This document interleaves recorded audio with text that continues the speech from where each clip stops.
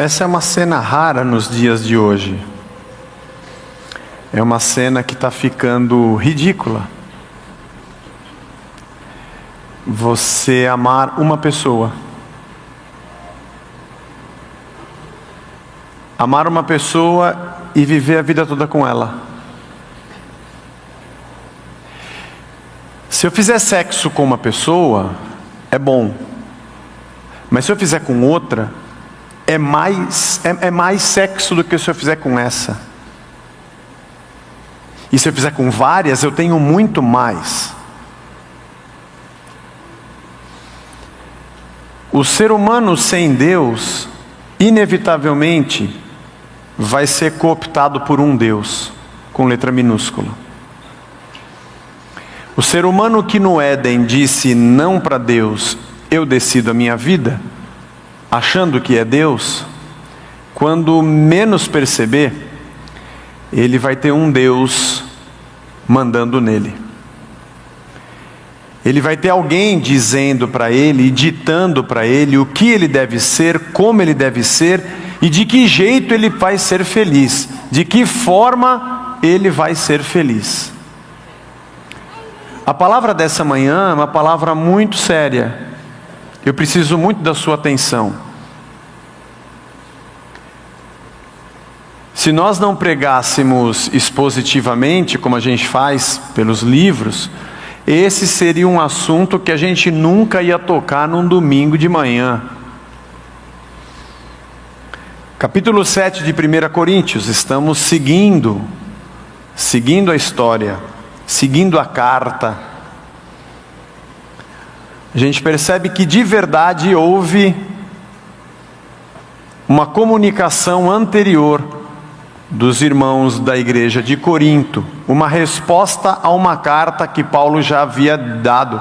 Ele começa assim: quanto ao que me escrevestes, eles tinham mandado uma carta para Paulo, é bom que o homem não toque em mulher. Mas o que Paulo está falando aqui, meu? Guarda aí, irmão.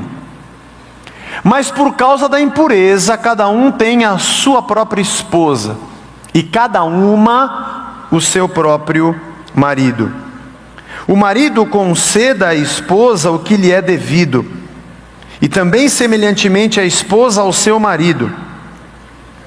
A mulher não tem poder sobre o seu próprio corpo, e sim o marido. E também semelhantemente o marido não tem poder sobre o seu próprio corpo, e sim a mulher. Não vos priveis um ao outro, salvo talvez por mútuo consentimento por algum tempo, para vos dedicardes à oração, e novamente vos ajuntardes, para que Satanás não vos tente por causa da incontinência. Você entendeu essa frase, irmão?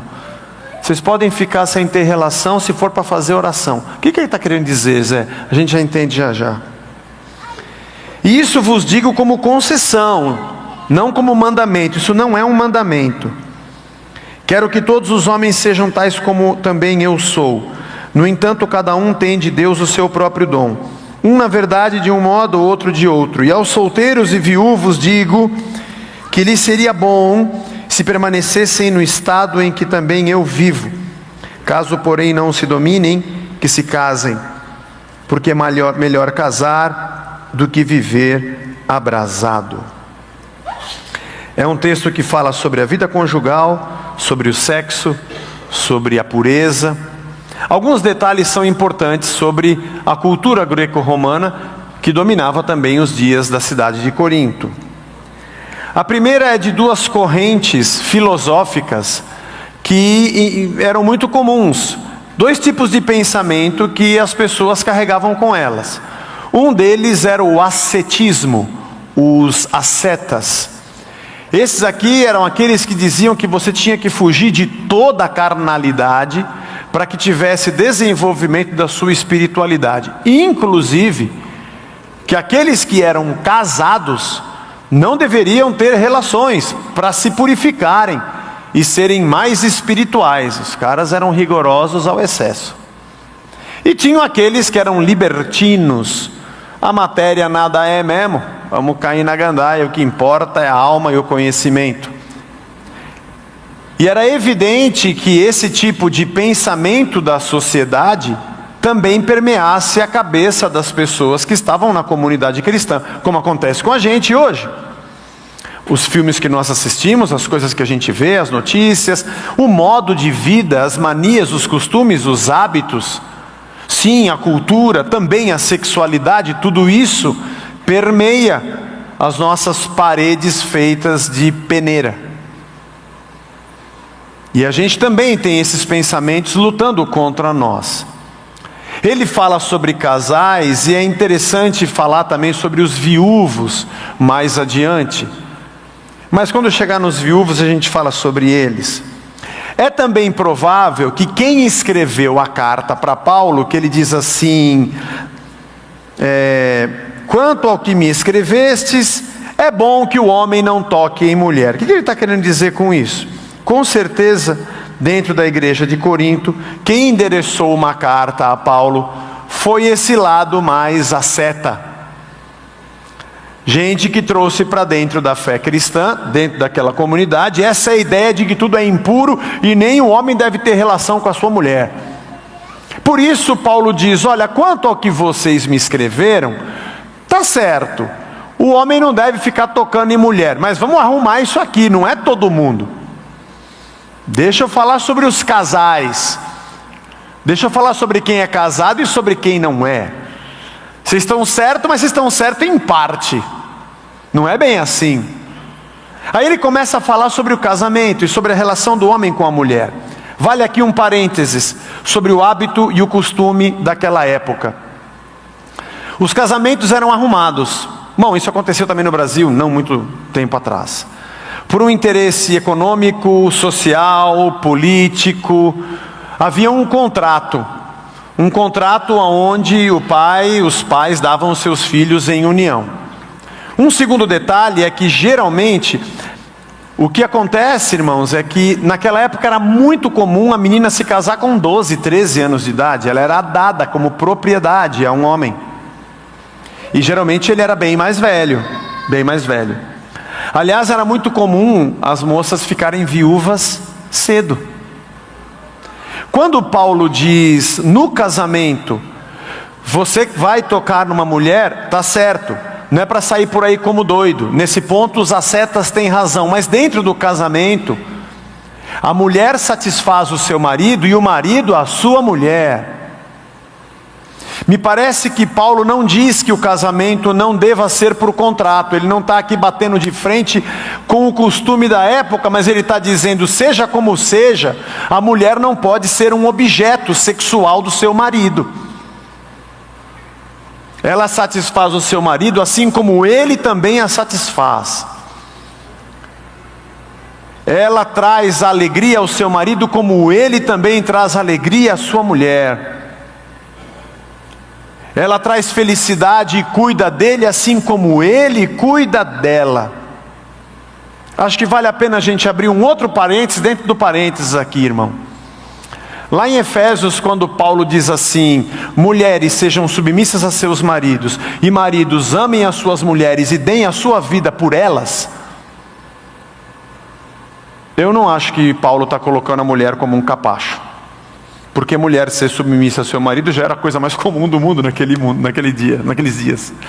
Quando ele diz assim, mulheres sejam submissas, as que elas disseram, beleza, nova, conta uma nova para nós. Isso nós já somos. Nós somos objetos deles. Ele não diz aquilo para colocar a mulher para baixo, não. Ele diz aquilo para elevar a mulher. Porque ele diz assim, mulheres, vocês são submissas aos maridos? Beleza, entende aqui, ó marido, você tem que morrer por ela agora, tá? Você tem que dar a sua vida por ela. Ela não é teu objeto que você compra e usa como você quer. Como Cristo se entregou pela igreja, se preciso for, você vai dar a sua vida por ela. E vai amá-la como você ama a sua própria vida.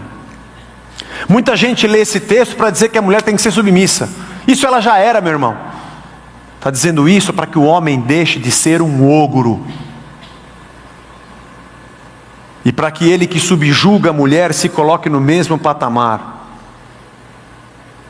E entenda que os dois pertencem a Cristo. Aliás, ele diz isso no final do capítulo 6, que a gente leu na última pregação. Ambos foram comprados pelo sangue e nenhum dos dois se pertencem, porque ambos pertencem a Deus. Portanto, aquilo que você faz pela sua esposa e aquilo que a sua esposa faz por você, é no sentido de que eu entendo que eu não pertenço a mim, eu pertenço a Deus, e nem ele, nem ela pertence a si próprio, mas ao Senhor, e nós nos tratamos assim.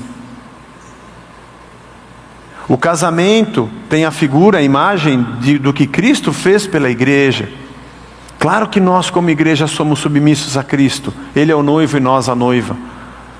Mas como não ser submisso a alguém que entregou a vida por nós? Como não dizer, Senhor, minha vida é tua, se Ele morreu no nosso lugar antes da gente amá-lo? Grandes problemas a gente vive nos dias de hoje. Nós temos desafios da educação, da nossa cultura, da cultura sexual da nossa cidade, da ética, da moral. Mas sabe, irmãos, que tudo começa dentro da nossa casa. Começa dentro do nosso lar, da maneira como nós vivemos, da nossa santificação. Igreja não é um lugar que eu vou para receber um passe e ir para casa abençoado. Igreja é quem eu sou, transformado pelo Espírito Santo de Deus, sendo a cada dia moldado pela sua palavra, pela sua presença em mim. E na comunidade, como igreja que somos, aprendemos uns com os outros, sujeitamos-nos uns aos outros no temor do Senhor. Nossos dons edificam-nos uns aos outros, servimos uns aos outros, e aqui crescemos e adoramos a Deus. Foi muito bem dito, semana passada o Ito pregou no culto das 11, ele disse, louvor não é um negócio que a gente faz para que Deus venha. O momento nosso de louvor é pelo que Deus fez em todos nós, a gente se ajunta porque Ele já está aqui e a gente o adora. Gente que vai sendo transformada a cada dia pelo momento desde o momento em que Cristo entrou na sua vida. É bem provável que é bom que o homem não toque em mulher. É provável que isso fosse um ditado, sabe, um jargão. Fede mais, não cheira bem, sabe? Quem com ferro fere, com ferro será ferido. Coisas desse tipo, né? Quem mexe com fogo vai se queimar. É bom que homem não toque em mulher. Isso deveria ser um jargão, um ditado dos ascetas. É provável, é o que se acredita. E por isso Paulo repete essa frase. Quanto ao que vocês me escreveram, legal o ditado, é bom que o homem não toque em mulher, mas vamos devagar. Vamos começar pelo lar, em que ambos pertencem a Cristo. Como vocês se juntaram eu não sei, como vocês se casaram eu não sei, mas agora ambos têm Cristo no coração. Agora vocês dois pertencem a Ele, não são mais de vocês. E a vida de vocês satisfaz a Deus quando vocês satisfazem um ao outro, porque essa é uma dádiva de Deus. Essa é uma dádiva de Deus. Maridos e mulheres, essa é uma dádiva de Deus para vocês. Não são muitas as reuniões que a gente tem para falar sobre isso, mas é muito bom a gente ter uma palavra de Deus que trata de todos os assuntos. Marido, se cuide. Corte a sua unha. Cuide de você. Eu não estou fazendo uma piada, eu estou dizendo sério. Corte bem o seu cabelo. Passe um bom perfume. Cuide-se. Você não é seu. Você não é seu. Você é da sua esposa. Cuidado quando você traz para dentro de casa as coisas que estão lá fora. É bem difícil. Homem, a gente fica muito irritado com o dia a dia, trânsito, trabalho. Mas você não é mais seu. Cuide-se e satisfaça a sua mulher. Satisfaça com o teu amor, satisfaça com o teu carinho. Mas você não sabe como é que ela é, Zé. Calma que a gente chega lá. Estou falando de você. Porque é você que morre por ela. A Bíblia não diz que a mulher morre pelo marido. Você morreria por ela? Morreria. Então começa cortando o cabelo. Tem um adesivo, lá na geladeira de casa, eu li essa semana. que a Blanche colocou lá é um imã, né, amor? Todo mundo quer salvar o mundo, mas ninguém quer lavar a louça. Vamos salvar o mundo, vamos recuperar o planeta. Não dá para começar lavando a louça? Né? Já começa limpando alguma coisa. Já que você vai morrer pela sua esposa, satisfaça a sua esposa. Mulher, da mesma forma. Cuide-se. Você não é mais sua, você é do seu esposo. Você quer dizer que é por isso que tem traição? Claro que não. Traição é falta de caráter, falta do Espírito Santo de Deus, falta de hombridade, falta de um monte de coisa. Mas só por causa disso então a gente vai viver relaxado? Só por isso então a gente não vai demonstrar amor, carinho, compreensão? Há quanto tempo você não tem uma relação sexual com a sua esposa? Não responda para mim, poupe-me dos detalhes, mas pense. Porque Deus deu isso para vocês, para nós todos. Sabe qual é o problema?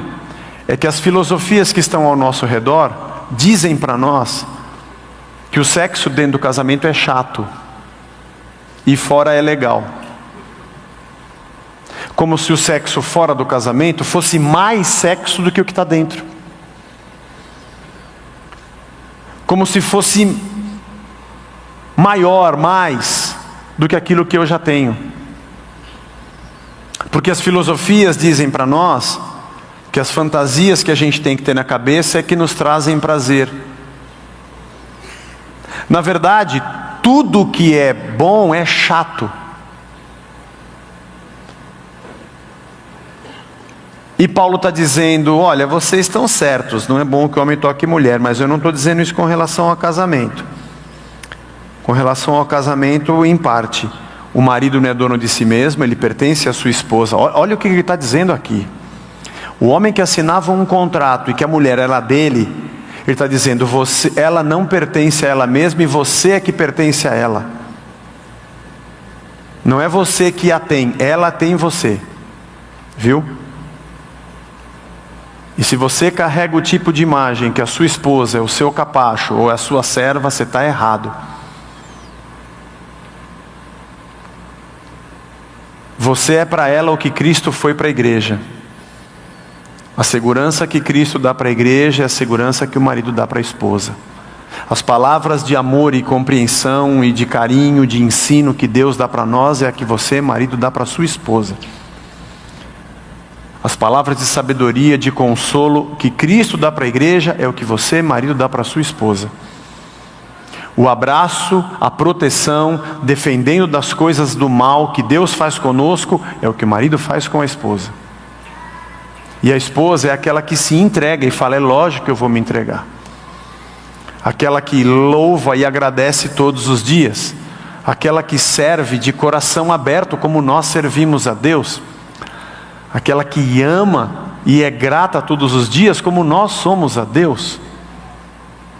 E o interessante é que Paulo não está dizendo que nós somos obrigados a fazer isso. Isso é o mais interessante. Porque na verdade, irmão, quem sou eu? O que é esse lugar? Para você sair daqui e dizer, minha religião agora está me obrigando a alguma coisa. Oh, ninguém obriga ninguém a nada, irmão. A verdade é que eu e você sabemos que a gente pode sair por aquela porta e a gente fazer o que quiser. Aqui dentro a gente é santinho, levanta a mão. Mas a gente sabe que a gente faz o que a gente quer. Algumas pessoas me perguntam assim, me diz aí, na Bíblia fala se isso aqui é certo ou se é errado. Eu digo, para que você quer saber o que está escrito na Bíblia? Você faz tudo o que está na Bíblia? Não faz. Você mente, trai, engana, corrompe e é corrompido, é falso. E agora fica discutindo se adulterar ou ter relação fora do casamento é pecado ou não, dentre tantas outras coisas que você faz que não está escrito. Você não faz porque está escrito. Eu e você não fazemos porque está escrito. Porque está cheio de coisa que está escrito que eu e você não fazemos e você sabe disso. O problema não é o que está escrito aqui. O problema é o que está escrito aqui. O problema é o quanto de Cristo está em nós. O quanto do prazer, da alegria de termos Deus está em nós. Porque o sexo é um Deus. Você está falando demais. Sexo não é um Deus. Não, o sexo é um Deus. E você serve a Ele. Você está falando demais. Então deixa eu te fazer uma pergunta. Jesus é Deus? Claro. Jesus é Deus. Aquele versículo do Salmo: como suspira a corça pelas correntes das águas, assim a minha alma suspira por ti, Senhor. Claro, eu canto na igreja: a minha alma tem sede de Deus. Você crê nisso? Eu creio. E aquele verso que está escrito que nós devemos pensar nas coisas que são do alto e não nas que são da terra. Claro, porque Ele é Senhor. Eu te pergunto, quem é Deus na sua vida? O que ocupa mais o teu pensamento? Ou da namorada, ou da companheira de trabalho, ou da moça que passa na rua, ou do filme, ou do site, ou das besteiras do grupo de WhatsApp dos caras do trabalho, das fotografias. Já que Jesus é Deus e o sexo não é, eu te pergunto, quem ocupa mais tempo na sua vida? Qual deles é Deus? Eu falo isso para homens e para mulheres, porque não é diferente. Todos nós estamos nessa mesma luta, irmãos. Todos nós estamos nessa mesma guerra, porque a gente tem um bombardeio de bazuca na nossa cabeça, no nosso telefone, no nosso computador, na nossa televisão, ao vivo e a cores. Até para ver um jogo de futebol na Copa do Mundo, tem a mulher pelada na arquibancada e a câmera fica mostrando. E você fica: Croácia.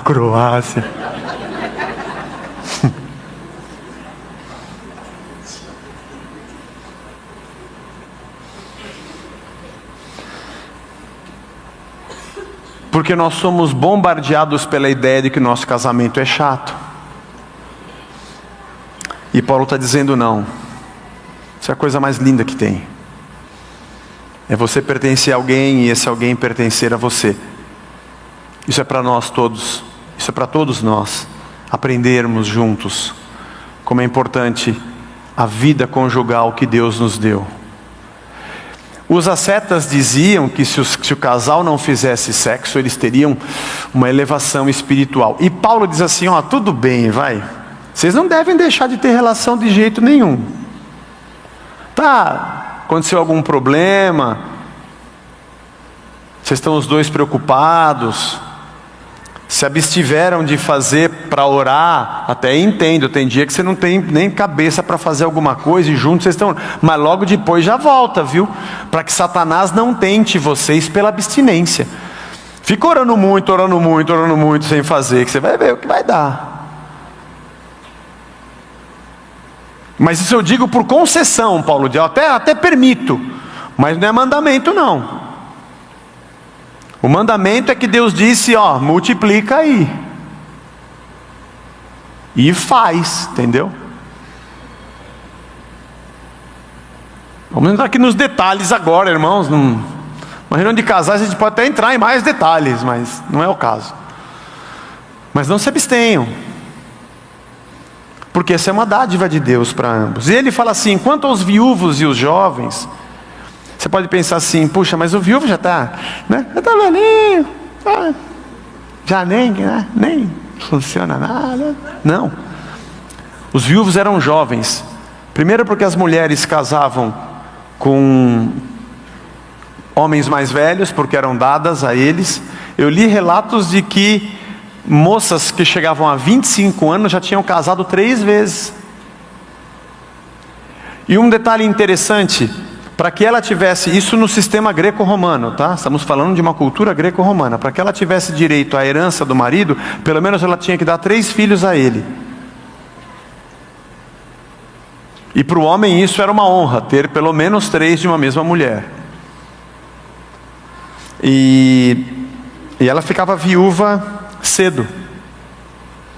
Então quando Paulo diz assim, os viúvos, e também tem uma outra coisa, a gente não tinha a expectativa de vida que nós temos hoje. Era infelizmente comum Não só por guerras, se bem que isso é um pouco mais da antiguidade, mas não diferente aqui, e por enfermidades que pessoas morriam cedo. Então você tinha gente viúva, tanto homem como mulher, que eram jovens. E é interessante Paulo dizer assim, olha, se você é solteiro, ou se você é viúvo e está jovem, e está subindo nas paredes, mordendo tijolo, como eu dizia quando eu era garoto, então se case, e tenha uma vida ativa, mas não seja cooptado pela loucura que está aí ao seu redor. Deixa eu tentar construir aqui uma imagem na sua cabeça. Eu estou dormindo lá na minha casa e ouço um barulho. Minha casa é um sobrado, ouço um barulho lá embaixo. Eu pego e desço com uma lanterna para ver o que está acontecendo. E eu pego, sei lá, meu filho carregando a televisão no escuro, televisão da sala. Pai! Eu falei, o que você está fazendo, filho? Pô, me perdoa, pai, desculpa. O que foi? Você está carregando a televisão da sala? Tem uma TV no seu quarto? O que aconteceu? Você está sonâmbulo? Não, é que eu estava roubando a TV. Eu já peguei a da cozinha e peguei do quarto da minha irmã também. Tenho 4 televisões na minha... O que você pensaria? Falei assim, mas filho, senta aqui, você está com febre? Você bebeu?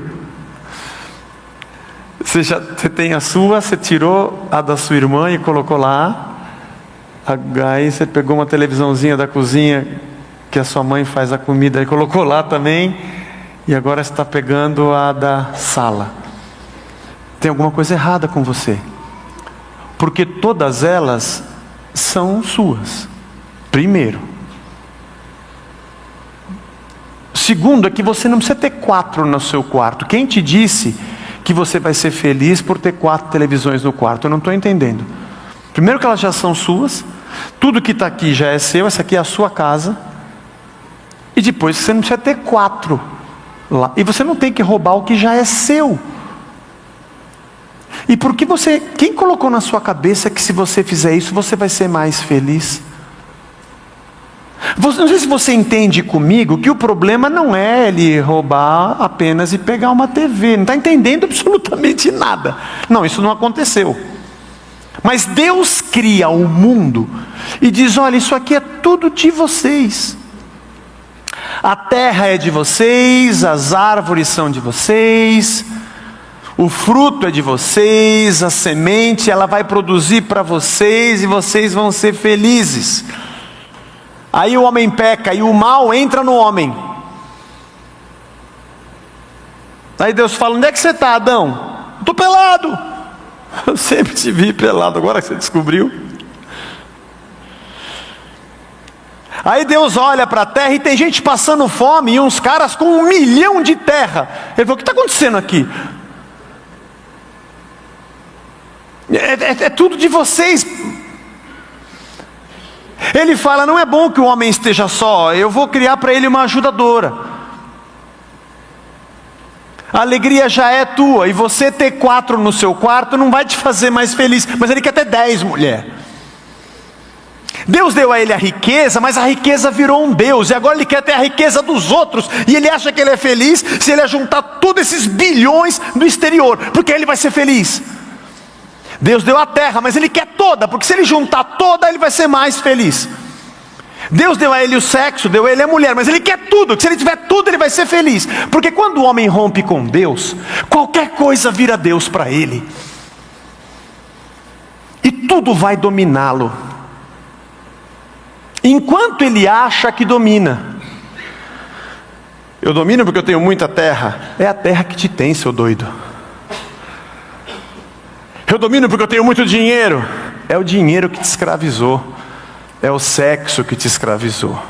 É o poder que te escravizou. De um lado, os libertinos. Para ser feliz você tem que ter tudo. Do outro, os ascetas. Dizendo, foge de tudo que tudo é carne. E Cristo vem e diz: não é nenhuma coisa nem outra. O que foi dado é dádiva para vocês. E Deus cuida de todo mundo. E Ele sabe da sua necessidade antes de você pedir. O que Ele te deu é para o seu prazer, faça.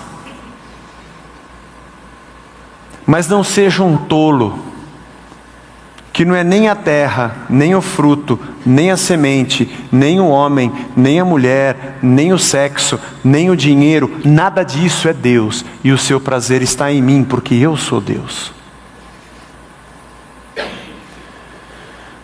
Eu sei que você está solteiro e você não vê a hora de transar.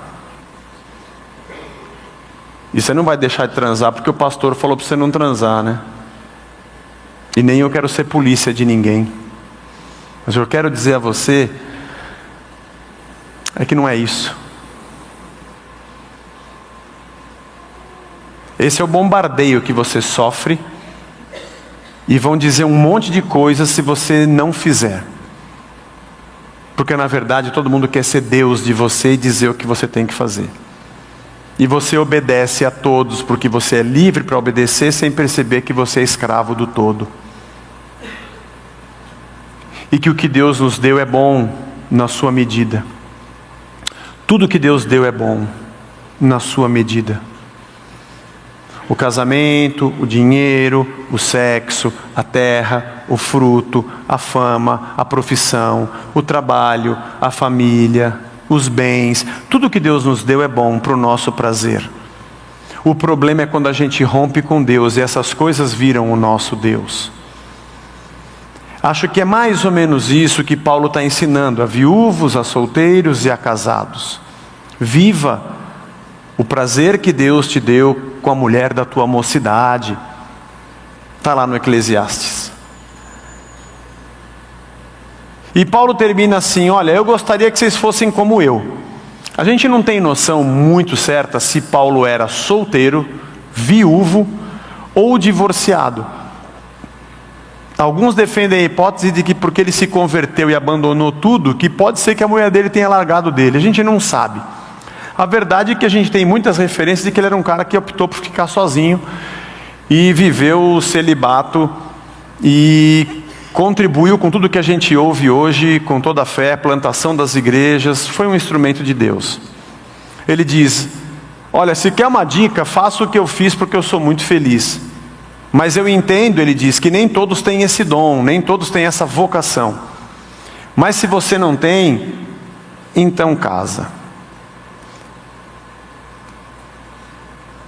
Não fique abrasado. Você gosta dessa menina? Ame ela. Está namorando com ela porque você descobriu ali alguém que pensa como você pensa e tem a fé como você tem? Puxa, que legal. Não é?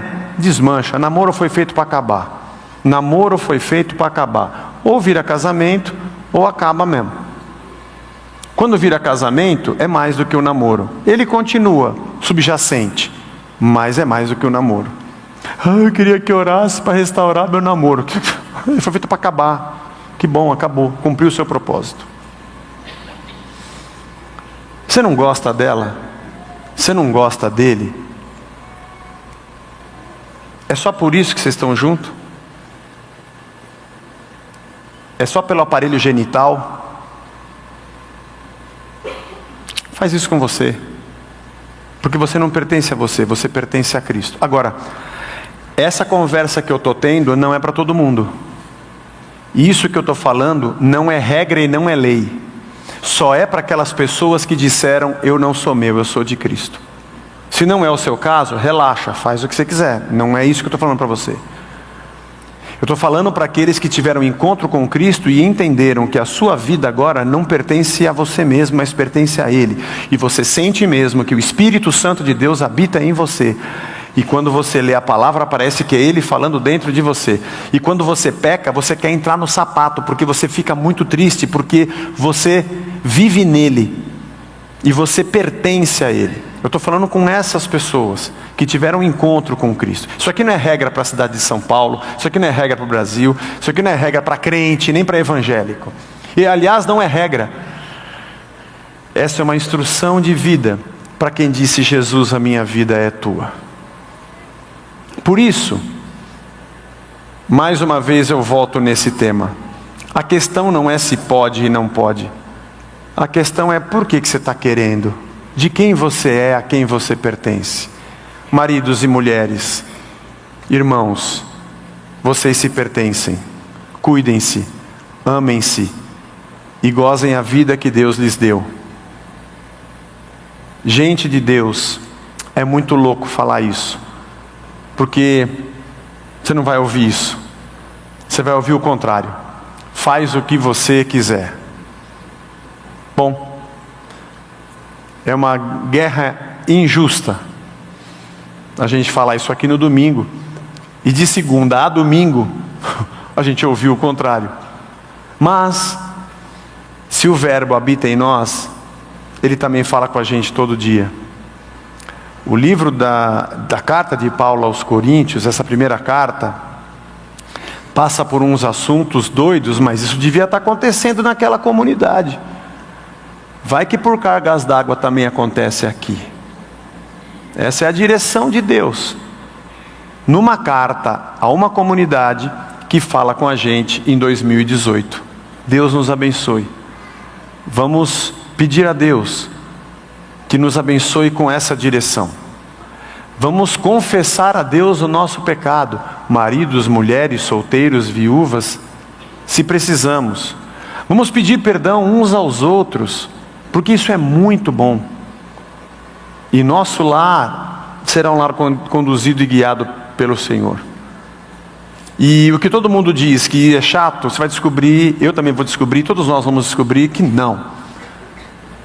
Nós somos pertencentes a Deus, nós somos dele. E somos uns dos outros. E no nosso lar, a gente vê Cristo unido com a igreja, na união que é vista na nossa família. Amém?